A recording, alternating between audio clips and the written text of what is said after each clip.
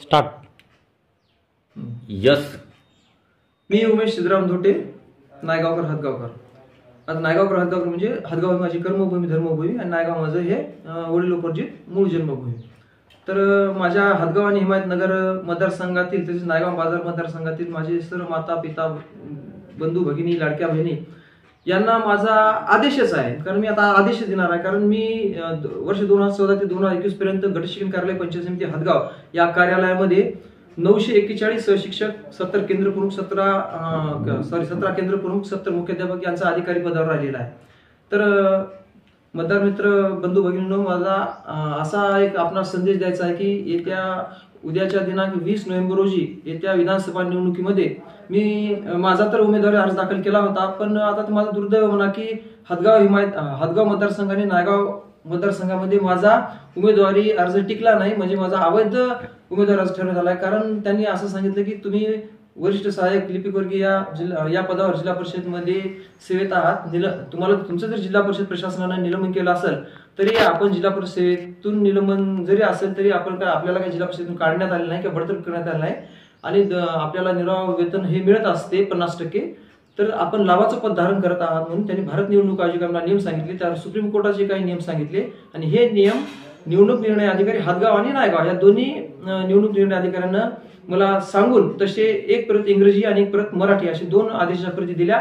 आणि मराठी आदेश आणि इंग्रजी आदेशाच्या प्रतीमध्ये त्यांनी मला जिल्हाधिकारी तसेच IAS अधिकारी या पदाचे अधिकार म्हणजे आहेत असं त्यांनी मला निर्देशित केलं आहे. त्यामध्ये मला अशा अधिकार दिले की त्यांनी जिल्हा परिषद कर्मचाऱ्यांच्या आणि राज्य शासनाच्या कर्मचाऱ्यांच्या नियुक्त्या करणे, त्यांना बडतर्फ करणे, त्यांचं वेतन ठरविणे, त्यांचं मानधन ठरविणे, तसंच प्रवास भत्ता, कार्यालय खर्च मिळवणे, तसंच ऑफिस प्रॉफिट म्हणजे मी ज्या कार्यालयात गटशिक्षण कार्यालय हदगावमध्ये काम करत होतो त्या कार्यालयाचा कार्यालय प्रमुख या नात्याने मला त्यांनी माझं जे नफा नुकसान झालेलं आहे, कारण मला तिथं काही 7 वर्ष वेतन मिळालं नाही, प्रवास भत्ता मिळाला नाही, कार्याचा खर्च मिळाला नाही, तर ते देण्यात यावं असं स्पष्ट मराठी आणि इंग्रजीतून आदेश करून दिले. तर आता मला कलेक्टर किंवा सीओ होऊन नोकरी करायची इच्छा नाही. जरी झाली समजा पुढे तर 2-3 महिने करीत. आता थोडक्यात सांगायचं असं की उद्या दिनांक 20 नोव्हेंबर रोजी उद्या आपल्या मतदानाचा दिवस आहे. तर त्या मतदानाच्या दिवसामध्ये मी माझ्या पक्षाची स्थापना केली आहे, बंडखोर अपक्ष. बंडखोर म्हणजे त्याला म्हणतात की रिव्होल्ट किंवा रिव्हॉल्युशनरी. तर रिव्हॉल्युशनरी माझा पक्ष आहे आणि माझ्या पक्षाचं घोषवाक्य आहे की वीरशैव धर्मीय राजकारणाचा उदय आणि प्रस्थापित मराठा लॉबीचा असतं, असं माझं एक मोठं घोषवाक्य आहे. तर माझा वीरशैव धर्म हा 92 जातीचा असल्यामुळे आणि त्याचे संस्थापक महात्मा बसवेश्वर हे असल्यामुळे त्यामध्ये सर्व ओबीसी समाज, कुणबी मराठा समाज सुद्धा महादेवाची भक्ती करते, तो सुद्धा असा सामावलेला आहे. अशी कोणती जात पंथ नाही की माझ्या वीरशैव धर्मामध्ये सामावलेला नाही. लिंगायत ही जात आहे पण ती लिंगायत जात सुद्धा वीरशैव धर्मामध्ये सामावलेली आहे. तर मला एवढं सांगायचं आहे की उद्याच्या येत्या विधानसभा निवडणुकीच्या दिवशी आपण जास्तीत जास्त मतदान हे नोटाला करावं. म्हणजे कसं आहे, आपल्याला जरी समजा अपक्ष कोणी उमेदवार उभा टाकले असतील तरी अपक्षांना सुद्धा मतदान करायचं नाही.